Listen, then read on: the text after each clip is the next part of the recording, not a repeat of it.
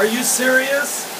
Look at this hail. And look, it's raining and hail. Now come over here and look at this. I want to show you this.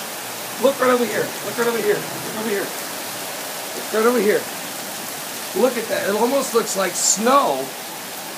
That is hail that just fell off the roof in the corner there. It's weird. You see there's more hail over here and then the rain is coming down. Are you serious? Something biblical is going on with the signs. It was 81 degrees. Now it's 46. But it's raining cats and dogs and there's hail. What? Hail? Dear Lord, it's weird. Now the hail is stopped. It's just pure rain now. Well, you can still see the hail in the grass over there. Right in that green cluster again. You can barely see it. You can see it right there. There you go. You got it.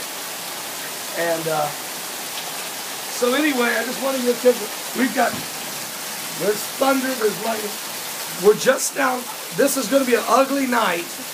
We're going to try to stay with it here in Indiana. I don't know what else is going on around the country, but we'll be back with you later tonight. If more thunderstorms, tornado warnings, or anything else take place, stay with us. I'm Pastor Paul Begley here in Indiana.